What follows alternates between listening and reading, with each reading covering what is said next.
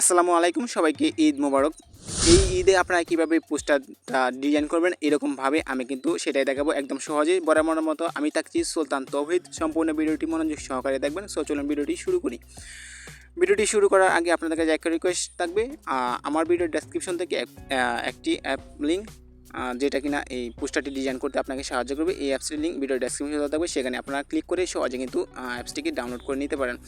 So অথবা Google play স্টোরে আসবেন, গুগল প্লে স্টোরে এসে এখানে লিখে দেবেন ঈদ মুবারক পোস্টার, তাহলে কিন্তু এই অ্যাপ্লিকেশনটি চলে আসবে। সো আপনারা এই অ্যাপ্লিকেশনটি এখান থেকে ইনস্টল করে নেবেন। সো অ্যাপসটি ইনস্টল হয়ে গেলে তারপর এখান থেকে আপনারা দেখতে পারবেন ওপেন বলে একটি অপশন থাকবে। সো আপনারা এখান থেকে যে ওপেন লেখা থাকবে আপনারা ওপেনে ক্লিক করবেন। ওপেনে ক্লিক করার পর আপনাদের সামনে অ্যালাউ চাইতে পারে। সো অ্যাপসটিকে অ্যালাউ করে দেবেন। সো আমি এখান থেকে অ্যাপসটিকে অ্যালাউ করে দিচ্ছি। তারপর এখান থেকে একটি নোটিশ বোর্ড আসছে। সো আমরা এখান থেকে নোটিশটাকে এখান থেকে ক্লজ দেখতে পাচ্ছি, আমরা এখান থেকে ক্লজে ক্লিক করে দেবো। ক্লজে ক্লিক করার পর আমরা উপরে দেখতে পাচ্ছি বেশ কিছু অপশন, সেখান থেকে আমরা দেখতে পাচ্ছি ঈদ-উল-ফিতর। সো আমরা ঈদ-উল-ফিতরে যদি ক্লিক করি, ঈদ-উল-ফিতরে ক্লিক করার পর আমাদের সামনে একটি অ্যাড আসতে পারে। সো আমরা এখান থেকে অ্যাডটা দেখে আমরা এখান থেকে স্কিপ করে তারপর এখান থেকে ক্লোজে ক্লিক করে দেবো। ক্লোজে ক্লিক করার পর বেশ কিছু অপশন এখানে শো করবে। সো এখান থেকে বেশ কিছু টেমপ্লেট আর কি ঈদ মুবারকের এখানে শো করবে। সো আপনার এখান থেকে যেটা পছন্দ হবে আপনি এখান থেকে সেটাই সিলেক্ট করতে পারেন। সো অনেকগুলো এখানে অসংখ্য ধরনের টেমপ্লেট রয়েছে। সো আপনার যেটা পছন্দ আপনি এটাই সিলেক্ট করে দেবেন।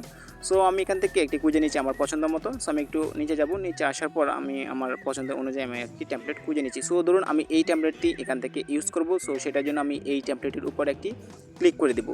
সো এই টেমপ্লেটের উপর ক্লিক করার পর আমাদের সামনে এরকম ইন্টারফেস আসছে। সো এখান থেকে এটাকে আনলক করতে হবে।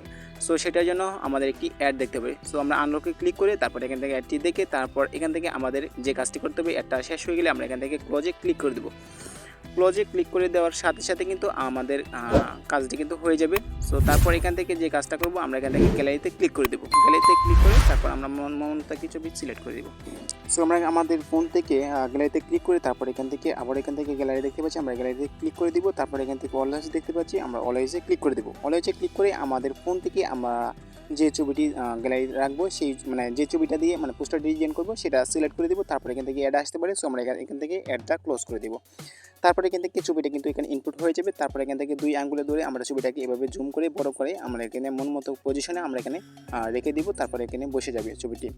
তারপর এখান থেকে দেখতে পাচ্ছেন এখানে আপনার নাম লিখুন, এখানে আপনার পদবি ঠিকানা লিখুন। সো আমরা এখান থেকে যে কাজটা করবো এখানে আপনার নাম লিখুন। আমরা সর্বপ্রথম এটাতে ক্লিক করে আমরা আমাদের নামটা এখানে লিখে দেবো। সো আপনি এখানে আপনার নাম লিখুন, আপনি এখানে ক্লিক করে দেবেন। সো এখানে ক্লিক করে তারপরে এখান থেকে আপনি আপনার নামটা এখানে লিখে দেবেন। সো আমার নামটা হচ্ছে তৌহিদুল ইসলাম সুলতান। সো আমি এখান থেকে তৌহিদুল ইসলাম সুলতান এখানে লিখে দিয়েছি। সো আমি এখানে লিখে দিলাম তৌহিদুল ইসলাম, তারপরে এখান থেকে সুলতান। তারপরে এখান থেকে দেখতে পাচ্ছি ডান, আমরা এখান থেকে ডানে ক্লিক করে দেবো। ডানে ক্লিক করে কিন্তু নামটা বসে যাবে। তারপরে এখান থেকে এখানে আপনার পদবি ঠিকানা লিখুন, আপনি এখান থেকে আপনার পদবি এখন ঠিকানাটা লিখে দেবেন। সো আমি এখান থেকে ইউটিউবার আমি এটা লিখে দিলাম আর কি। তারপরে এখান থেকে ডানে ক্লিক করে দেবো। সো আমি কিন্তু ডানে ক্লিক করে দিলাম। তারপরে এখান থেকে ছবিটাকে কাজ প্রায় শেষ। সো আমরা এখান থেকে ছবিটাকে সেভ করবো। সেভ করার জন্য আমরা এখান থেকে উপরে দেখতে পাচ্ছি সেভ আইকন, সেভ আইকনে ক্লিক করে দেবো।